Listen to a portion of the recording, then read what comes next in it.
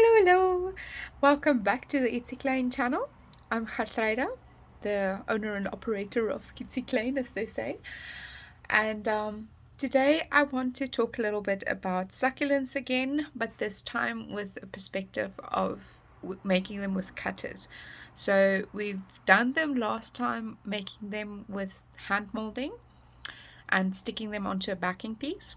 So today I'm going to make them with the aid of cutters, as well as sticking them onto a jar rather than a backing piece. So the jar we're going to be using is this one. I got this one in a 6-pack from Storamore. And yeah, so this jar, I'm not going to do the top this time. I'm actually going to do the body. So just to make it a little bit more manageable, I'm going to take the top off, because that means I can grip the bottle like this as I'm working on the front. Then, oh, sorry for the noise. I've rolled out a piece of clay already. This is simply a piece of souffle turnip and quite a fair bit of white from scrap clay that ended up like this. So yeah, I unfortunately can't give you the exact ratios. But yeah, so the way that I've done this is that I roll it on a bit of a thicker setting, like a number 2 or a 3, until I'm happy with the width of the piece, that it's going to fit the bottle very nicely around the body. Then once I'm happy with that width, I then roll it through the machine up to with the numbers going up a little bit every time. So if I was starting on a number 2, then a number 4, and then next number 6, always in the direction of the width, so that this width doesn't get fatter as it goes through the machine. Now I really like these unneat type of edges, which is simply just a matter of it was the folding edge as it was going through the machine. And once it's got to a number 3, it went down a little bit, and yeah, it's not perfectly neat, not perfectly straight, but I really like the look of it, so I'm going to keep it just like this. So what we're going to be doing in order to get this to go around our bottle is I want a more rigid blade. Thank you very much. Cool. So I'm just going to cut this one edge so that that beginning edge is straight. Actually, let me cut it a little bit deeper, because I can see that. You see that blippy? It's going to look funny. So then take that off, set that aside. Then carefully lift this piece and stick it around our bottle.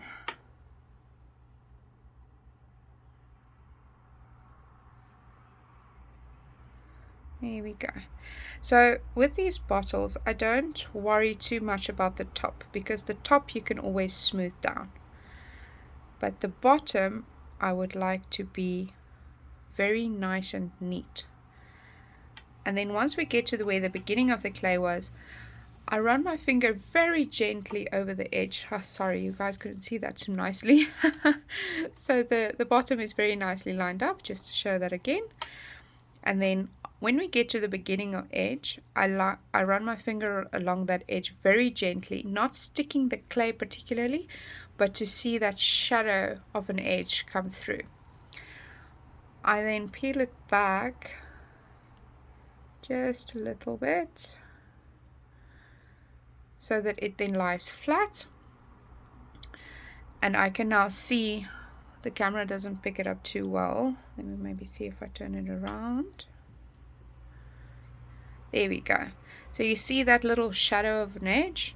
That's where our edge was touching the other clay.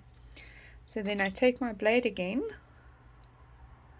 and I just cut just about on that line, so that if I roll this back again now and lift it up, those edges are going to be fairly close to each other. So then I smooth them and smoosh them so that they come a little bit closer, neaten up my edges. If you've got a little bit of a mismatch like that, you can absolutely take your craft blade and just cut off that edge just a little bit until it looks neat to you. There we go. And then use your finger to gently smooth over the surface until that seam starts to disappear. So you can absolutely hold your bottle like this with your thumb and print top and bottom so that you don't make additional unnecessary prints on the rest of your clay while you are smoothing this down. So this piece takes a little bit of patience and a little bit of finesse, but once you've got it down, you can do it quite quickly.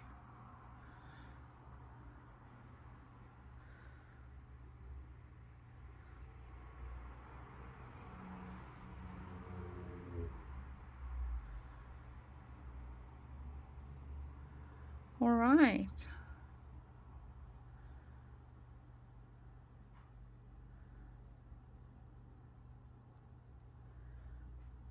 There we go. So now our seam it's not entirely invisible. You can keep working it to make it completely invisible, but this is the point where I am pretty happy with it personally. So then I take the base of my thumb and I work around the bottle, smoothing out both the top and the bottom edge to make sure that it sticks to the glass well.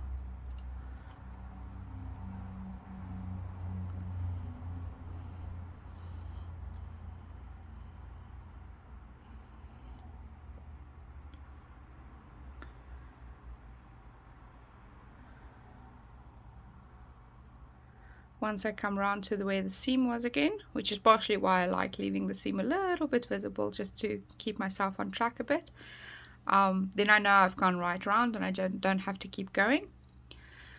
And I just have a look on the inside whether I can see any obvious scary visible bubbles, and that's it. So that's now my piece stuck to my glass bottle, so I'm going to set that aside. Take these purpley bits, set those aside, and then I do want to talk to you guys a bit about color mixing techniques. So I have a bunch of colors here that I'm now going to mix into, shall we say, let me just lift you guys up a little bit so you have a bit of a better field of view. There we go. So these colors is quite a wide range, and what I want to show you guys is how I color mix with small amounts in order to determine what the recipe is going to be, so that I can make larger amounts of the colors and continue working with them. Right, so my secret weapon is a teeny tiny circle cutter. You can use a 3D printed one, you can use a metal one, it doesn't matter. I like using a circle shape over a square shape because I find that if you don't half and quarter the circle like perfectly, it doesn't matter too much. Whereas with a square and such, it does tend to matter a fair bit. Okay, so I'm going to just cut out, to begin with, 3 circles of each of the greens. So this is Soufflé Shamrock, this is Soufflé Jade, and this is Soufflé Pistachio. Then I'm also going to make 1 circle, well, let's maybe make 3 circles of white, 1 circle of brown, 1 circle of black. Okay, so now we have our little bases. So if I now set my colors aside, just so I can work with my circles by themselves, what I then do is that I take these circles and I cut and halve them further. So I'm going to do this mix first. Oh, I've got some purple stuck on there. There we go. So I'm going to take, oh, this brown is Sculpey Cowboy, by the way, just clarity.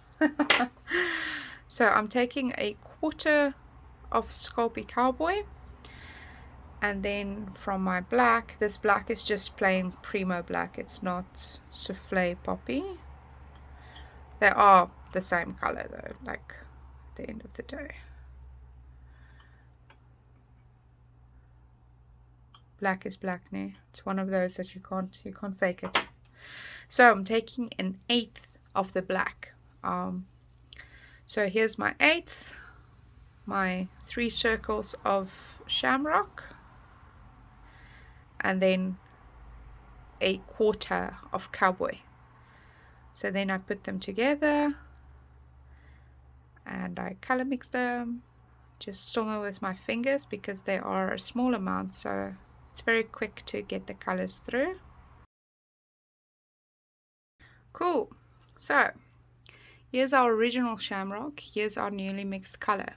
So you can see it's slightly tinted, but it's not quite dark enough. So then I take another quarter of my cowboy, another eighth of my black, and I mix that in.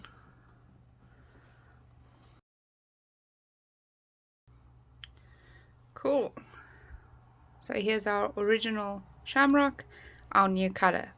So I really like this green. It's a bit of a more army-ish green. So I'm happy where this is now. I do want to lighten it because I'm after the lighter succulent colors at the moment. So I'm going to just stick that down and then just show you guys the effect of doing that exact same thing but with the other colors. So I'm going to start with pistachio, and then I'm going to do the same thing where I add the darker colors gradually just to see the effect. So I've got a quarter of black, an eighth of black, quarter of cowboy, and then mix that in. All right. Oh, this is such a nice color. So here's what we started with. Here is what it looks like with just a quarter and an eighth of black together with 3 circles. So this is a very nice olive. It's not quite as dark as the Spanish olive that is a base color of the Prima range, but it's a very nice olive color. Righto, I'm gonna need another circle of cowboy by the looks of it. Okay, so now doing exactly the same with our jade base. Okay, so there's our original jade and the mixed jade together. There's a color shift, but it's not quite where I want it yet. So then what I do, guess what? Add another. Cool. Our original jade, our mixed jade. I don't think it's quite there yet, so I think we should add another one. So a quarter, an eighth.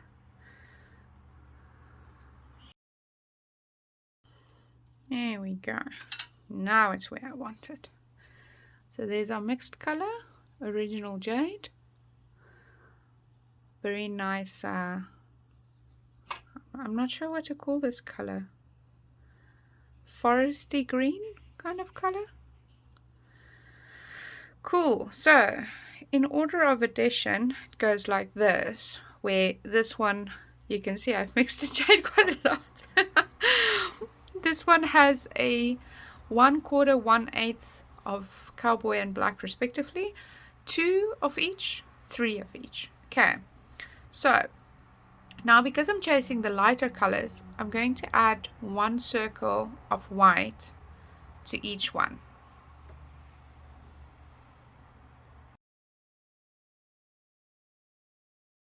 Okay, so this one I really like. This is a perfect color. This is great. This one is not quite light enough. This one definitely not light enough. So I'm going to bring in my white again, make 2 circles. So for this one I'm going to add a full circle, and for the shamrock base one, 1/2 circle. Right, I like these colors. So to recap again, I know I keep recapping, but it's to help myself remind as well. 3 pistachio, 1/4 of cowboy, 1/8 of black, and 1 white. This one is 3 of shamrock, 1/2 of cowboy, 1/4 of black, and 1.5 white. And then this one, 3 of jade, 3/4 of cowboy, 3/8 of black, and 2 white. So now, because we know these ratios, what we could do is go and punch out with a larger shape, or even weigh with a kitchen scale, our clay shapes, so that our clay, base clays, that one. So that once you've done that, you can then combine them in the exact same ratio as what you have here. So an easy way to do that, if you're making in bulk, is to just scale up. So this one, because it has 1/8 of black, which is the smallest form factor, if you have an entire amount of black, so 1 black circle, that means you need to have everything else times by 8. So you're going to have 8, 16, 24 pistachios. You're going to have 8 whites. You're going to have 2 cowboys, entire shapes, so that you then don't have to cut it. You can use the largest cutter that you have, even though it might not be a shape that's easy to cut into smaller pieces that's equal to each other. But yeah, that's my strategy, and that's how I do it. So I'm going to be mixing quite a bit more of these, so that I can come back and show you guys how to actually use the cutters to make succulents. All right, we are back. So I've left these 3 bibbies intact so that you can see the formula works. They are exactly the same color.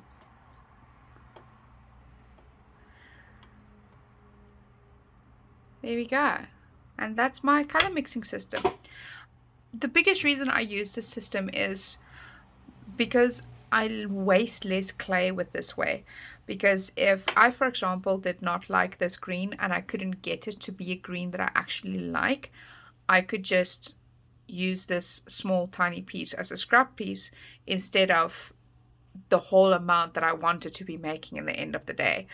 Same with everything else. So if you take into comparison, this amount of wasted clay would have been devastating for somebody with a small amount of clay, whereas this amount, it's just a blip.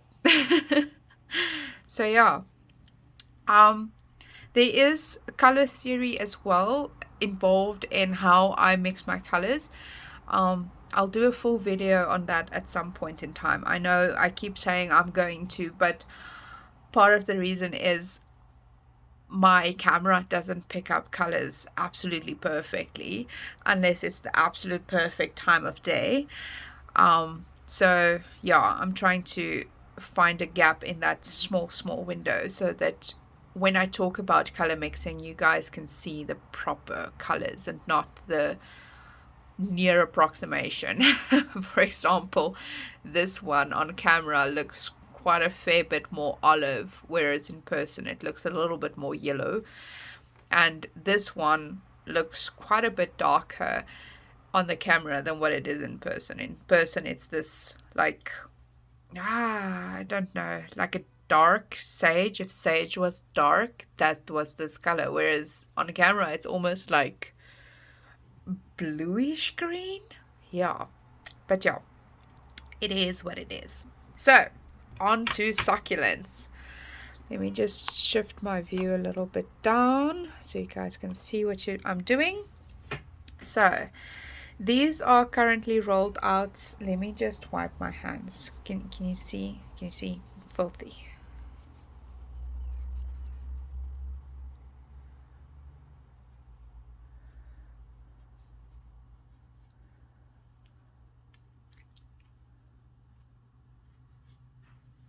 Cool. So these ones are rolled out on a number 0 on my Atlas pasta machine. So it is the thickest that my pasta machine can go. The cutters I'm going to be using today is from ClayCat. So I've got 2 types here that I actually want to use on the bottle, simply because these are the 2 types that the lady this bottle is for has in her garden. So they come in sets of 5. So there's 5 of each of these shapes. There's a bunch of other shapes on Lily's site as well, which I do have. It's just I don't want to use them today. Reasons. So these shapes are very, very big, some of them, and then they go quite small. So something I do want to point out with the super small ones is that when you look at the inside, you'll see that edge drops in quite quickly.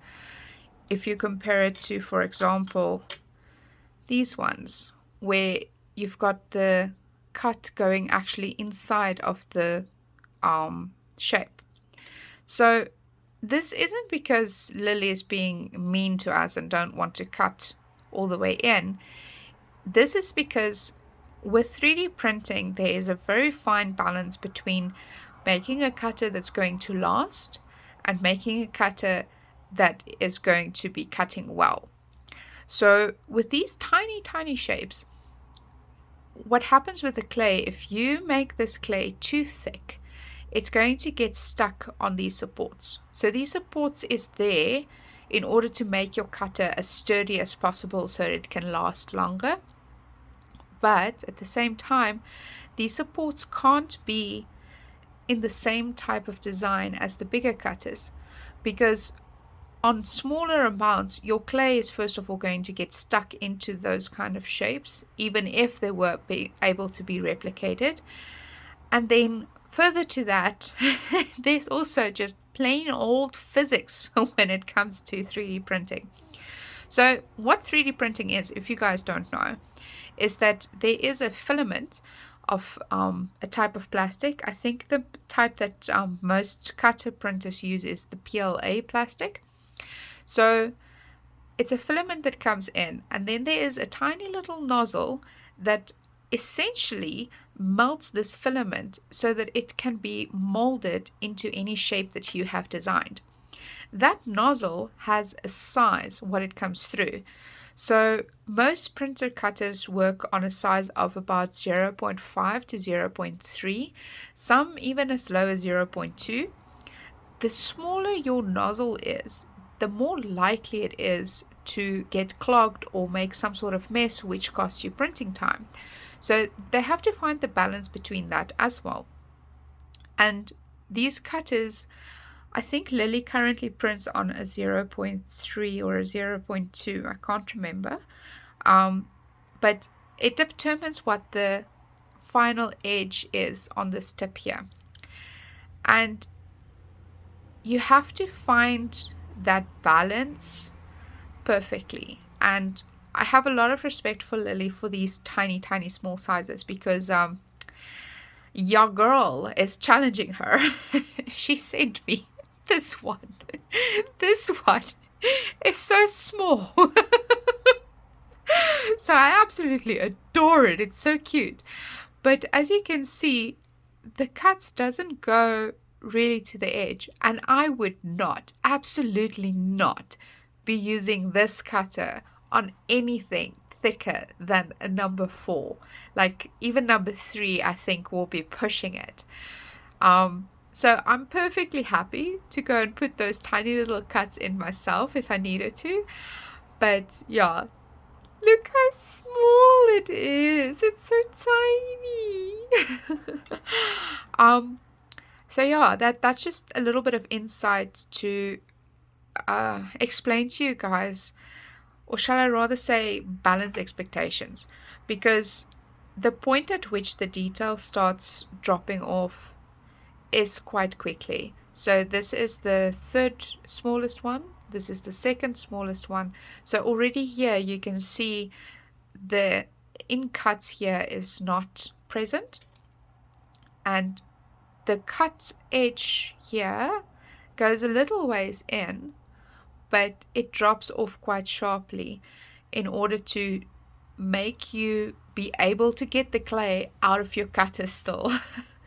So just keep that in mind, and please don't hate these 3D printer people, because they have an incredibly hard job. I am not able to do it, which is why I order 3D cutters instead of making it myself. So, with all of that technical malarkey out the way, let's get to succulents. So, these are currently on a number 1. I think I'm going to roll it down to, it's a number 0. I'm going to roll it down to number 1. And then let's see how it goes.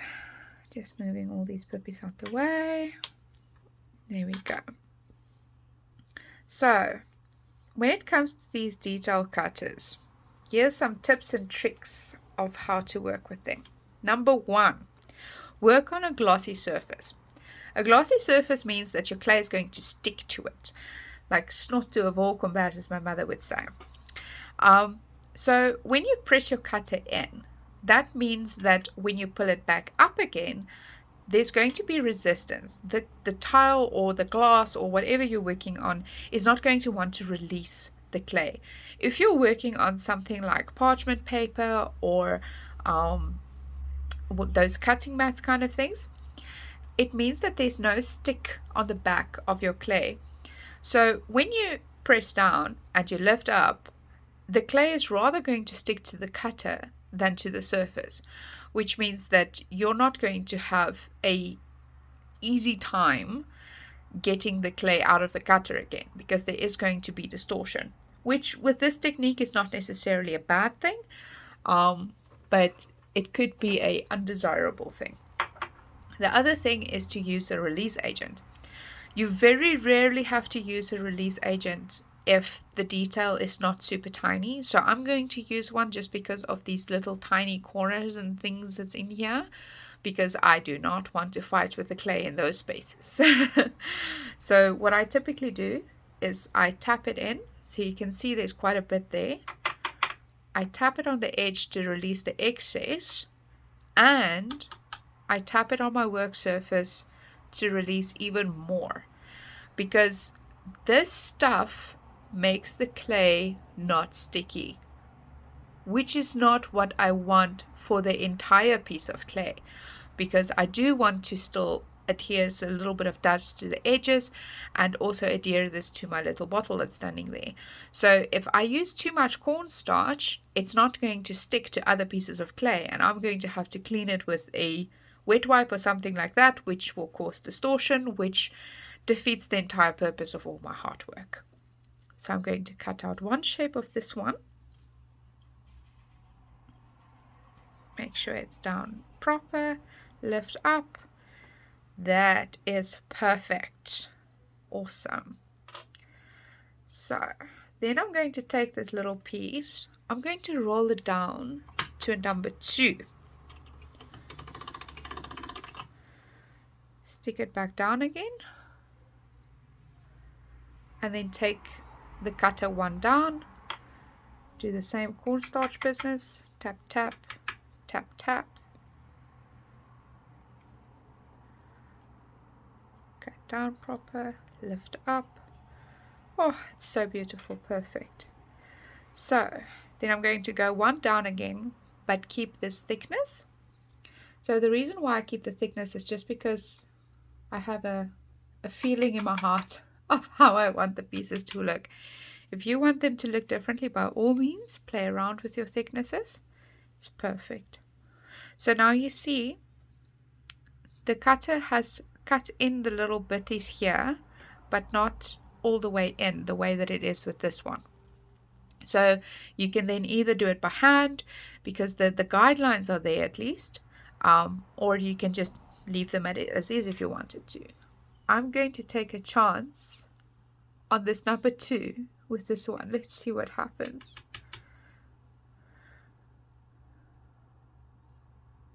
Oh, look at that. She's perfect. Cool.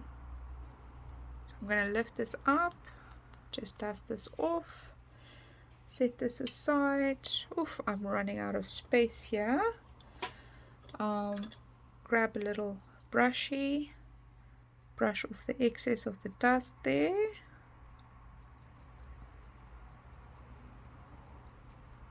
Cool. Then I'm just going to set this aside to not knock it. I tend to knock it. Just wipe that off. Then I'm going to take my flexible Sculpey blade and slowly, gently wiggle these leafies so that they lift up with as little as possible distortion. There we go. So this one's loose, and then do the same for the others. So these ones I don't go all around, because if I were to just go straight down this one, it would be pushing that bottom leaf into the rest and not maintain its shape. Whereas with these ones, they're not quite as delicate, so I don't worry about it too much. There we go. Then I'm going to be taking my ball tool, this slightly larger one, and lift up this piecey. So wait, before I actually get to the ball tool, I see I need to do a bit of cleanup there. Where is my silicone tool?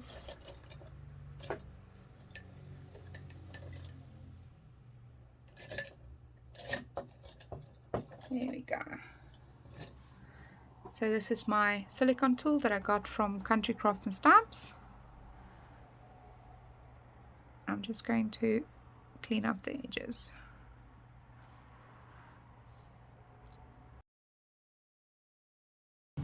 There we go. So back to our ball tool. So holding it, I think that one might be a little bit too small.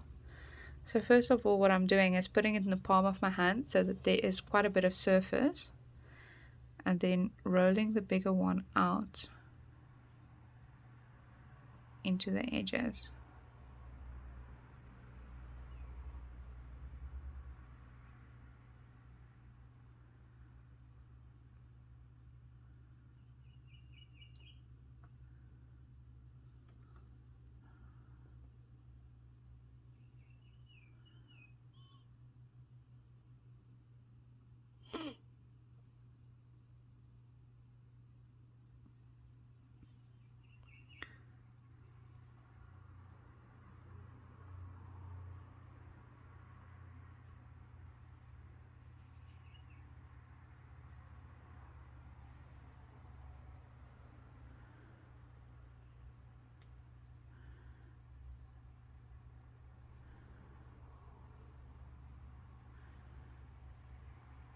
So now it has that nice fat planty look.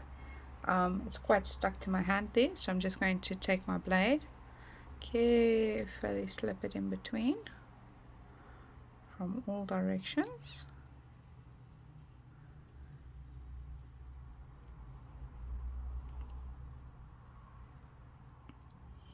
There we go. Adjust my leafies a little bit, set that bad boy down. So then I take this shape up.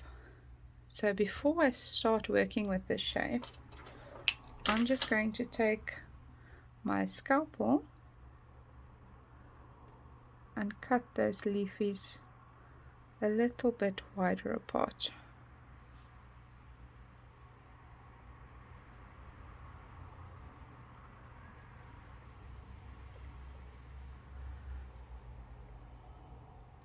Don't worry too much if you cut too much or cut too little, because you can always go back and cut more if you cut too little. And if you cut too much, you're going to be shaping these leaves, so they're not going to be looking the exact same as what they look now.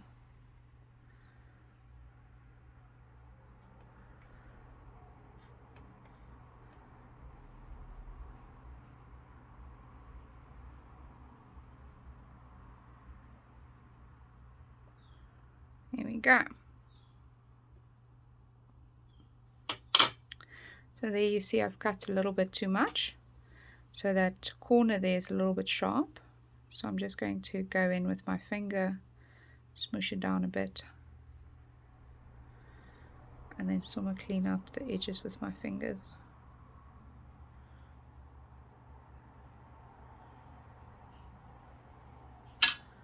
There, I need the tool a bit. Ugh. I'm so sorry, I keep working to the back. I got a new chair, but this chair's back support is not fantastic yet. But it's because it's a rolling chair and I've got a carpet in the studio. So I struggle to roll it all the way to the front where it should be. So I think I'm going to be using this size again. Let's see how it works out. Yeah, it looks nice.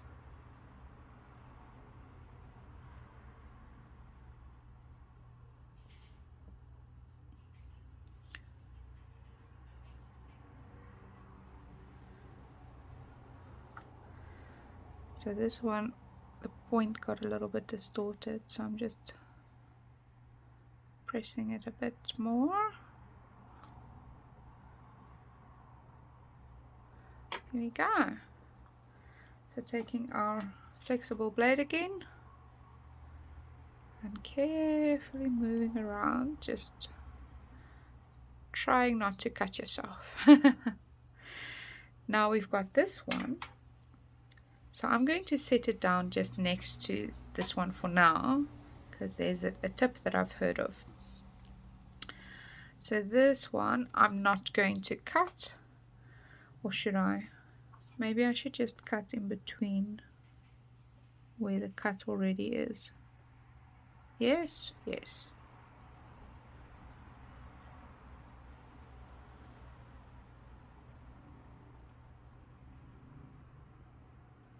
Perfect.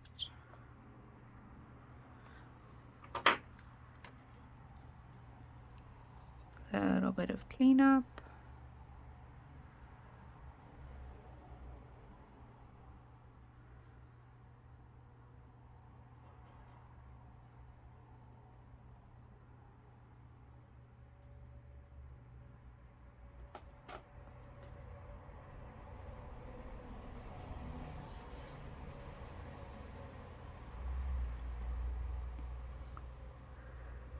Okay,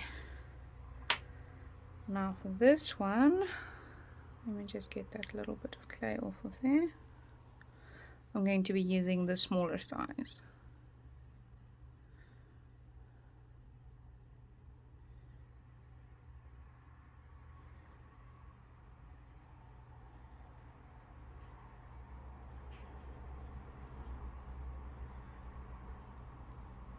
Here we go. Cutting it off. Here we go. And then this teeny tiny one. So we're gonna use the scalpel. Just so.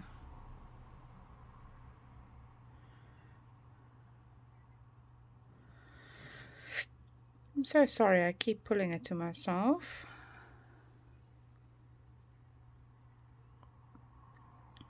Okay.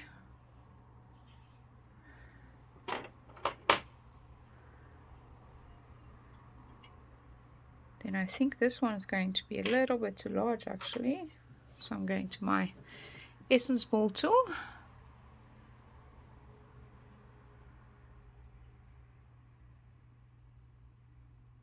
Ooh, mushed it in a bit deep there. Maybe it's for the better.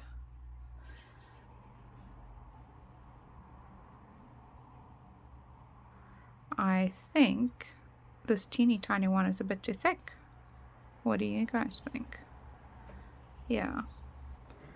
Let's roll out a number 4 quickly. And then our teeny tiny one. Here we go. A little bit of cornstarch, tappy tappy. Aside. So now this is what I want to point out. So because these supports, they sort of drop in, the thinner your clay is, the less those supports are going to be translated. Let me quickly move this bad boy into this view. So you see this one, it's basically just cut out the shape. It doesn't show the, where's my brush now? There we go. It doesn't show the lines very nicely. So if you wanted the lines, you need to cut those in yourself, most definitely, on this thin piece. Just so.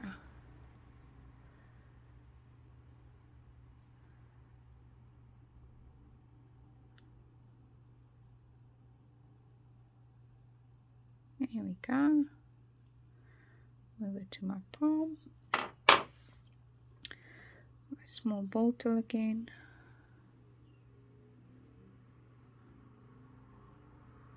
Yeah, this is better.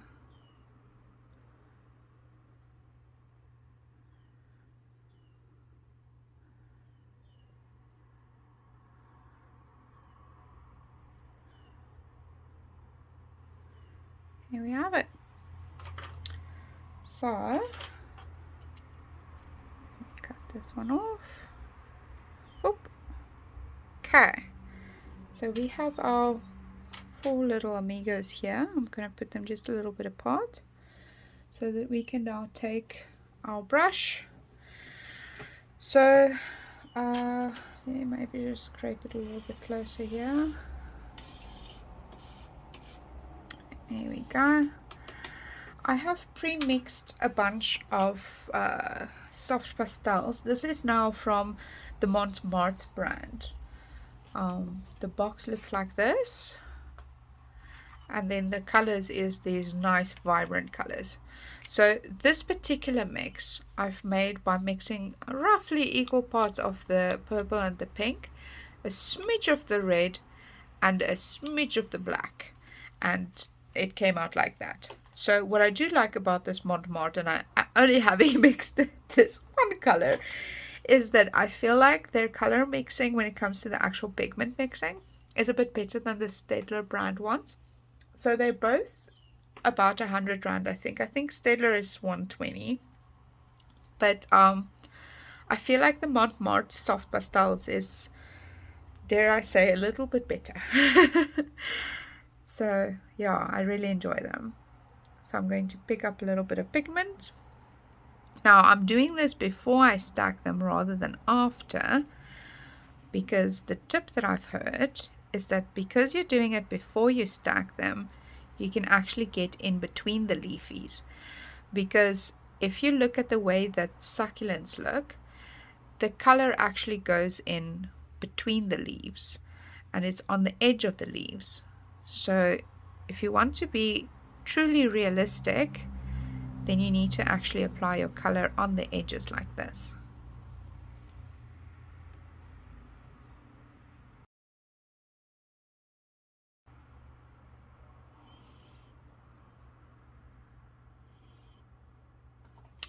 There we go. Okay, so I'm just going to move these thingies a little bit up. Here's my scrappies, you can sit there.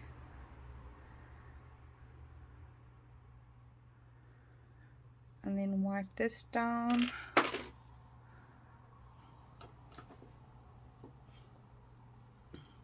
Here we go. Bring these back in. So now we're getting to the fun part where we actually build. So what you can do is push in a little bit so that they do that succulent bending shape before layering your next one on, and trying to get the leaves sort of in between, then pushing down again.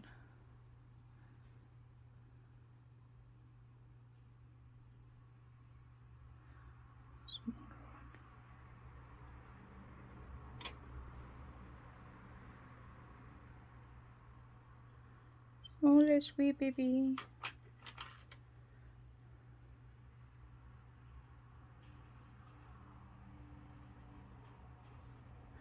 So with that center one, You need to work it a little bit so that the center becomes a little bit less visible, and fluff up your puppies a bit. But yeah, there you have it. Tiny little succulent. Okay, let us make one of these ones. Okay, so this one you'll see the supports doesn't drop down quite a bit because these ones don't have like a shape that's being cut in here or something that's like being lost. So I'm a bit wary of this one, but we'll see how it goes. Okay, so first roll this number 0 down to number 2. Here we go. A little bit of cornstarch, tappy tappy, tappy tappy. Press down, making sure it goes all the way. Lift up. Oh, this one does not want to let go. Peel.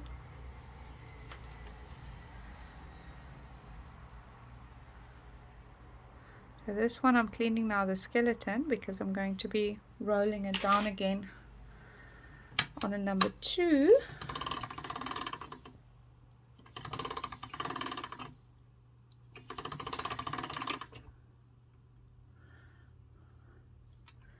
One down, tap, tap, tap, tap. Ooh, that one needs a bit more tapping. So if you turn your cutter around and you can see there's quite a bit of cornstarch stuck in there, you can just keep tapping it on your workspace until it comes out a bit more.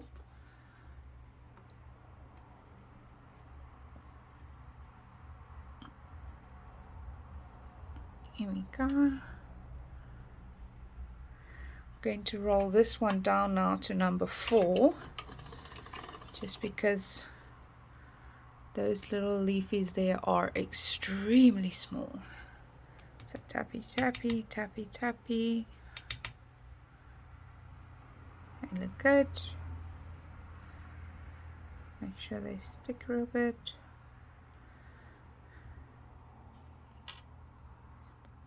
Oh, look at this puppy.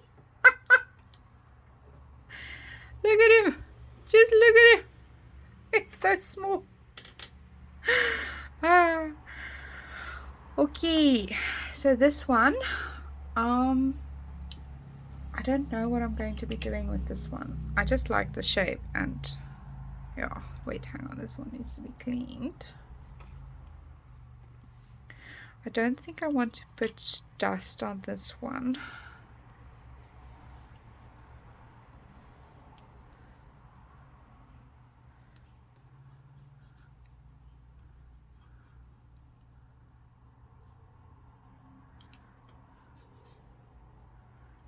Oh, guys, just look at that teeny tiny thing.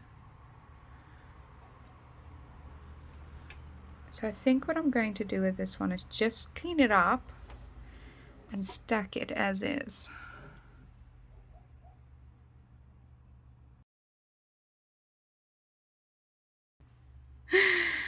Okay, so let's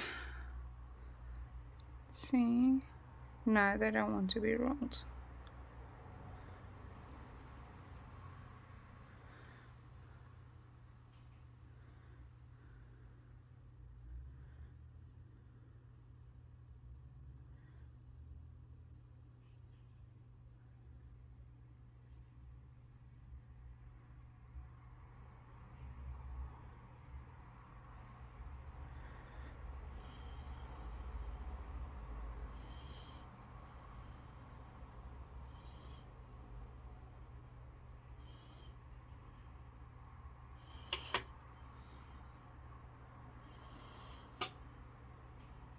Okay, I am literally just stacking them with the tiny little ball tool.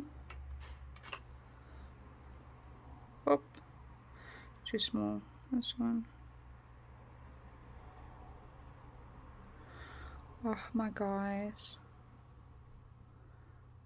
It's so cute.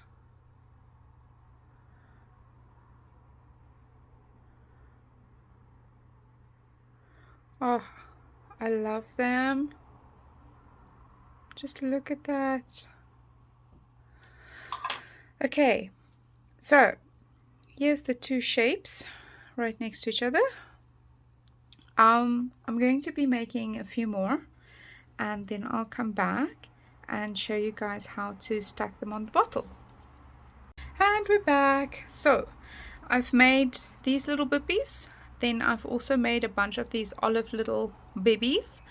Some of them is a bit distorted, but that doesn't matter. So I've got our bottle here. So where the seam is, there's the seam. Pretty much opposite is where I want to be the front of the succulents to sit. So since I pressed in most of the small ones with my little ball tool, I'm going to be pressing them onto the surface of this clay with the same tool to make as little as possible distortion on the actual succulents. So I'm going to start with my biggest centerpiece, lay them on there, and then gently press and twist. Press and twist to release. So I'm going to do that a few times, and then these leaves I don't want to be stuck down, because I'm now going to start layering other pieces over and through.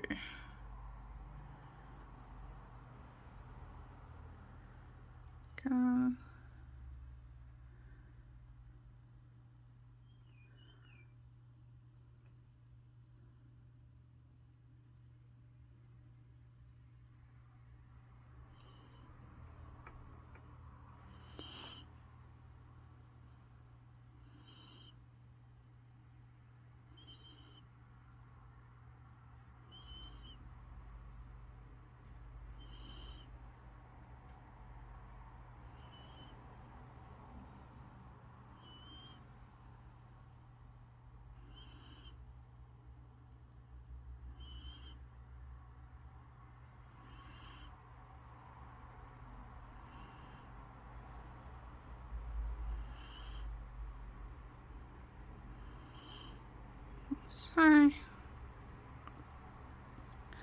So I'm not worried about like not distorting the piece or anything like that, because when you are pushing the clay in on the center, it's going to look natural and nobody's going to be seeing the back of that piece. So there we have all of our big pieces. So now I'm going to use all these tiny ones. Oh, it's so hard to do this one-handedly. So what I typically do is I first get them to stick to my ball tool, and then I try and find a nice little space to squish them into, and then fluff up the little petals, just so it's a little bit of a gap filler.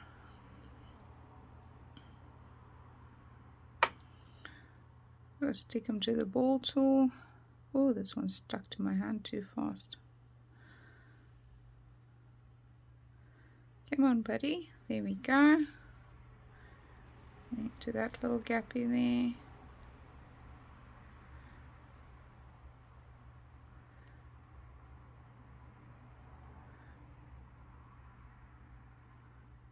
Okay, I see now this one wants to work. He wants to go underneath. And then I'm going to take another one of these, stick it on top. Oop. You guys, doing this one-handedly is really hard. Usually I can put my bottle down because I can work from the side on it without having to twist it so the camera can see.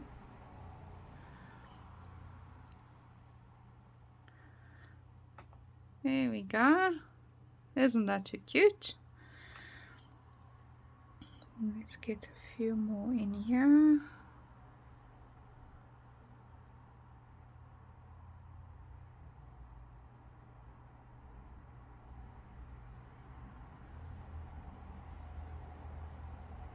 So with these ones, I don't mind that they are folded closed like that, because if you're looking from the front of the piece, you can still see them peeking out here, and if you're looking from the side, it creates a very interesting effect. But that then does support these leaves that's poking up here. So I'm going to add one more on the other side.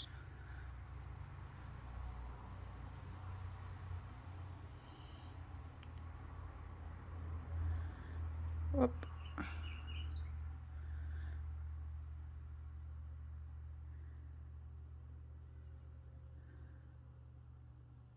Here we go. And just fluff that one open up a bit.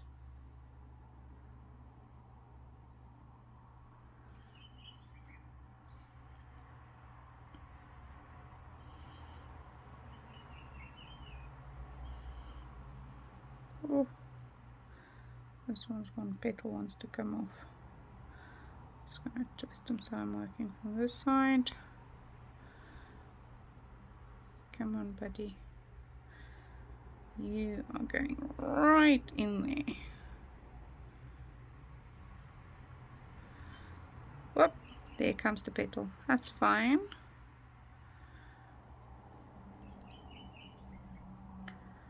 There we go.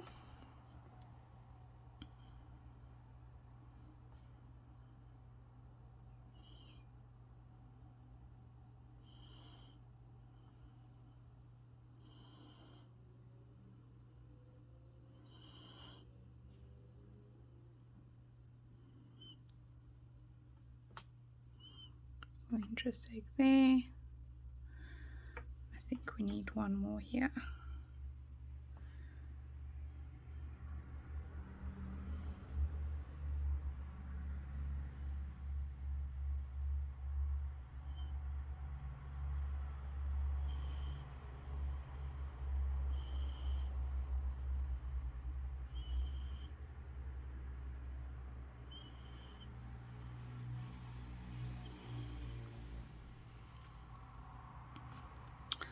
Oh, I can put one more there. Oops.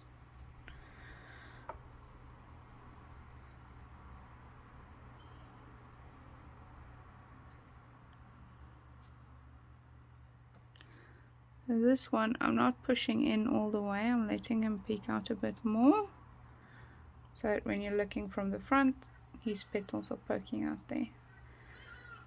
Ah, isn't this too freaking cute?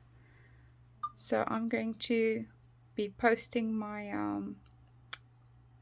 well, I need to stamp the name over there, put a bit of dust in there to make it pop, and then I'm going to bake it, and I'll show you guys what it looks like afterwards.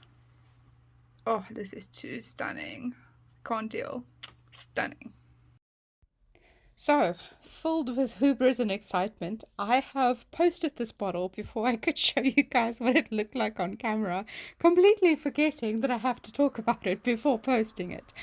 Luckily, my sweetest customer have sent us photos of this bottle inside of her succulent garden with all sorts of angles, and absolutely just beautiful. So feast your eyes. It was honestly one of my most favorite projects I've done to date. And yes, so that's the succulent bottle. If you want to see what I get up to in the future, please don't forget to subscribe to my channel. Pop this video a like if you enjoyed the content, and I'll see you on the flip side. Bye!